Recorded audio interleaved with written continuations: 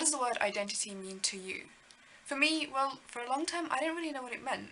I remember being 7 years old and looking at a billboard with the slogan, "Who am I?" on it, and having like a mini crisis because I couldn't actually figure out who I was. It was like I had an out-of-body experience. I was looking at myself in the car passing the billboard and thinking, who is this person? Who am I? What is my identity? For a good portion of my life, I didn't really have my own personality, really. I was a people pleaser. If someone wanted me to be quiet, then I'd be quiet. If someone wanted me to be loud, I'd be loud. If someone wanted me to be religious, I would be religious. I didn't really have my own set of qualities that I would have consistently when meeting everyone else and meeting different kinds of people. I would change according to what the person liked, and because of that, I really lost who I actually was, what made me me. I just became what everyone else wanted instead. There was no originality with who I was. It's only recently that I've actually started thinking what my identity is, whom I want to be, what kind of personality I want to have. So, here, my friends, is my identity. Firstly, yes, hello, I'm a human being, part of this thing called the human race. Hi, nice to meet you. I think you're probably part of the same as I am, you know. It's good to meet you. I like the fact that you are of the same species that I am. It's nice. I'm a Muslim. I follow the religion of Islam. No, I'm not a terrorist, thank you very much. I am literally someone who just believes in something. I'm an Indian-African hybrid. It's a bit weird, and I'll touch on that a bit later, but that's what I am. I'm a female. It's great. I'm a student. Not so great. I'm an adult. Even worse. I'm a teacher. No comment. And lastly, I'm me. I'm whoever I want to be. I'm hardworking, I'm determined, I'm sometimes clever, I'm sometimes funny, I'm sometimes creative, but I'm always gonna be myself. Because I have control of what I feel and what I think and what I do and what I believe in, and no one can take that away from me. It's mine, right? And that's where my identity comes through, because it's what I choose to be. And I shouldn't change that just to impress someone. But here's the issue in my little world, because I have quite a few identities. My identity as a daughter is different from that as a teacher. I have a different version of my identity for my family and for my close friends, and that's a completely different version for that of passing acquaintances or complete strangers that I don't know. Every time I meet someone and it is a separate relationship from another person, my identity will waver and change, and that's because I have to do that.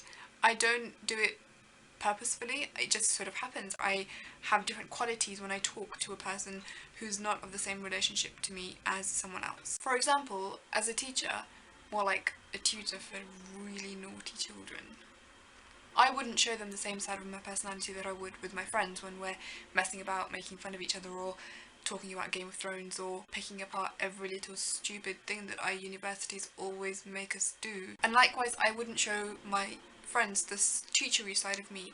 I wouldn't be strict with them, and I wouldn't tell them to do their work, and it's just not the same sort of relationship that I have with them, and therefore my identity changes, and it's really scary. So my issue is, what identity, good.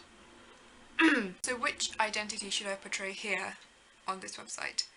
Here in my bedroom, looking at a really tiny camera, wondering what people would be thinking of me. I guess I want to be authentic, so I guess it would really boil down to what I am, what my personality is really like. Maybe I'm just scared that someone will find a video of me and be surprised as to how I am, because in our relationship I portrayed myself as a different person completely to what they're seeing right now. And that's really scary for me, because I'm a lot of different things in this world and I put myself out there in a lot of different ways. I also feel really kind of weird about my identity with regards to where I come from and what I'm labelled as when people ask me, where are you from? I am an Indian, as you can probably tell from the colour of my skin, but I often used to call myself Kenyan because I was born there and I lived there for a good 7-8 years of my life. I really associate myself with that culture. Obviously people didn't care that I was born in Kenya, they wanted to know what like my skin was from, where I'm from. Am I Arab? Am I Pakistani? What am I? So when I tell them that, well yeah, I'm from Kenya, but originally, like a long time ago, my ancestors were from India, I'd feel like I was telling a lie. I was both. really. I am both. I feel like when I look at those two separately, I can't see myself being in each individual one, and they're both together because they both had such an impact on my upbringing, on the culture that I have now with regards to my clothing and my food and even the language that we speak. Everything had an influence by both. So when someone tells me that no, you're not Kenyan, you're Indian, I feel like no, but I am Kenyan though. I'm a mixture of both.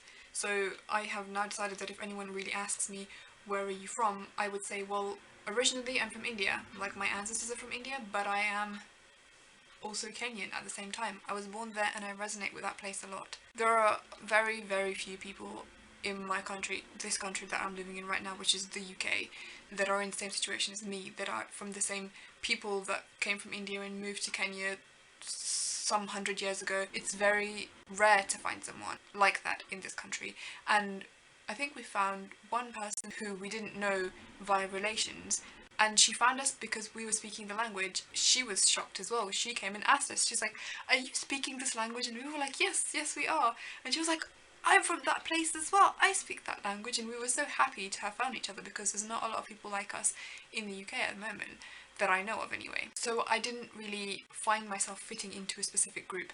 When I went to school, there were the Pakistanis, there were the Arabs, there were the Somalis, there were the Bengalis, and there were the... Actually, there weren't any other people really. Come to think of it, that's all I had in school. I went to a very mixed culturally area. So I didn't really find myself fitting into any of those groups specifically. The ones that I fit into most actually were the Somalis, because I was from Africa as well, and Somalia and Kenya are quite close, so the cultures are, you know, relatively similar. But then again, I would also find myself resonating slightly more with the Pakistanis than I would with, say, the Arabs. Having said that, every time that I see an East African or an Indian represented in the media, I just feel really happy. My heart fills with joy because I connect to both of these types of people. There will probably never be a person like me who has both cultures intertwined within them, who says, yes, I'm from India originally, but I was born in Kenya and I speak the same language that you do. And it's not either or, it's both.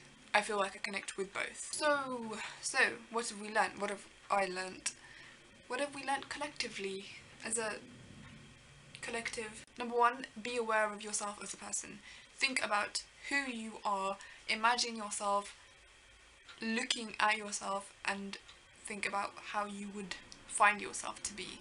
That sounded really complicated, much more complicated than I had written down, but well, let's go with it, let's roll with it. Think about who you are. Number two, list your personality goals, who you want to be as a person, what you want to be portrayed as. Think about someone who you really look up to and take whatever they're doing, put it in yourself, through your brain, and do it.